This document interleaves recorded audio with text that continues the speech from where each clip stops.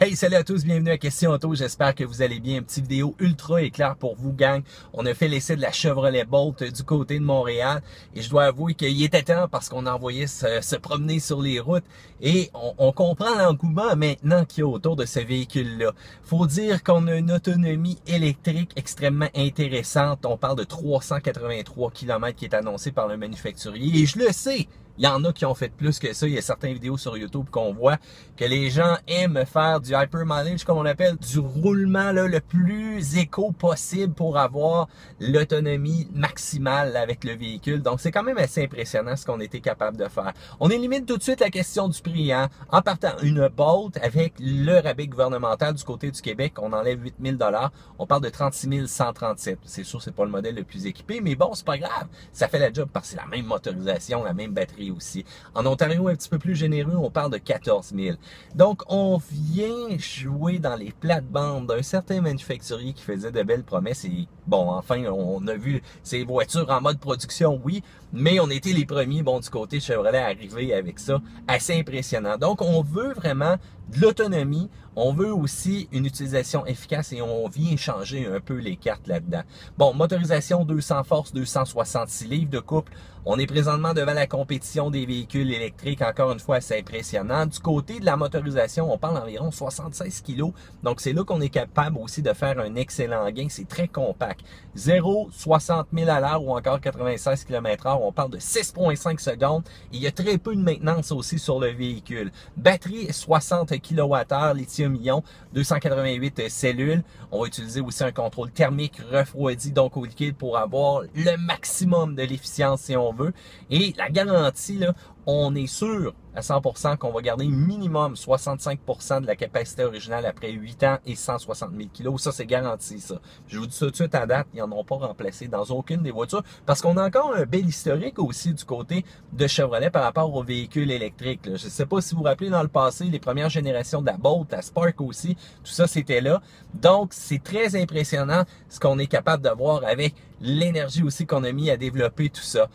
Au niveau de la charge, eh bien, 7,2 kWh pour le chargeur. Niveau 1, c'est environ 6 km par heure. On parle de 52 heures totales, donc pour recharger complètement. C'est sûr que c'est long, mais on s'entend, ça, c'est la prise de votre toaster, OK? C'est plus gros une voiture, une Bolt présentement. Niveau 2, 40 km par heure environ. On va prendre 9,5 heures à recharger complètement le véhicule, ça a de l'allure. Mais on a aussi la possibilité d'aller en mode chargeur rapide. Donc là, c'est 145 km par 30 minutes. Et on parle vraiment de 0 à 80% de la capacité de la batterie en environ 1 heure. Faut dire que le Canadien moyen roule environ 80 km. C'est ce qu'on dit dans les statistiques. Je vous laisse partager dans la section commentaires qu'est-ce que vous faites, gang. Grosso modo, moi, c'est pas mal ça aussi, mais je trouve que je reste loin. Mais en tout cas, pour ceux-là qui sont en ville, ça va être sûrement différent. Du côté transmission, eh bien, ce qui est intéressant, c'est qu'on a vraiment un mode low. Bon, c'est pas un engrenage, c'est pas un transfer case, c'est vraiment pour maximiser l'efficience au niveau de la régénération du système de freinage. On a une petite palette ici au volant, on appuie, puis on va être vraiment capable de faire une conduite à une seule pédale, et ça, c'est impressionnant. L'affichage 8 pouces central, on le remarque tout de suite, sans oublier l'écran 10.2 pouces qu'on a présentement, et on intègre plein de technologies, connectivité avec appareil mobile, et voire même aussi toutes les informations nécessaires au niveau de la recharge, de la planification, un écran qui est tactile, qui est intéressant quand même. Les pneus, je peux pas passer à côté, on parle de Michelin Self-Seal. Si jamais on a un trou ou encore une vis qui essaie de passer, on parle d'environ 3/16 de pouce, vraiment dans la partie donc du tracé. Le pneu se dégonflera pas. On va être capable d'avoir plein de petits trous comme ça. Il n'y aura pas de problématique. C'est sûr, dans le côté, c'est une autre paire de manches. Mais on n'a pas opté pour des pneus qu'on appelle des fameux run flat, là, qui coûtent aussi les yeux de la tête. En tout cas, j'ai pas vu le prix de ceux-là présentement. J'ai hâte de voir. Mais bon, au moins, c'est intéressant. On a quand même le kit de compresseur. Si jamais vous mettez des pneus d'hiver sur votre véhicule. On parle aussi, donc, une caméra. On switch tout simplement le petit bouton ici. On est capable d'avoir une vue en direct. Si jamais la voiture est loadée, c'est intéressant comme technologie. On parle d'environ 1600 litres d'espace de chargement, c'est très intéressant. Il faut dire aussi que GM nous offre le propre chargeur si on en a besoin pour la maison, un accessoire autour de 999 $ si je me trompe pas, et on va avoir quand même un rabais aussi du gouvernement qui va s'appliquer donc à l'achat de la borne ou encore à l'installation de celle-ci. 9 packages environ de configuration. C'est sûr que le véhicule qu'on essaie là présentement, le Premium, on parle de 43 000 $. Et au Québec, c'est extrêmement populaire. Impression de conduite rapide. Les points négatifs, l'assise du tuilage, que c'est serré.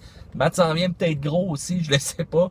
Mais je dois avouer qu'un petit peu d'inconfort peut-être à ce niveau-là, mais on va sans doute retravailler ça. La finition aussi qui est un peu particulière. Mais bon, c'est un peu plastique, mais on est dans une classe de véhicule compact. Faut s'y attendre de ce côté-là. Mais pour le reste, les côtés plus, la performance est au rendez-vous, l'autonomie est là. Et je crois que Chevrolet a vraiment fait quelque chose d'extrêmement intéressant avec ce véhicule-là. Et surtout battre la compétition à une vitesse bien qu'on en a là, des Bolt de disponibles. C'est le temps d'aller en acheter. D'ailleurs, faites attention, c'est très populaire, vous allez voir.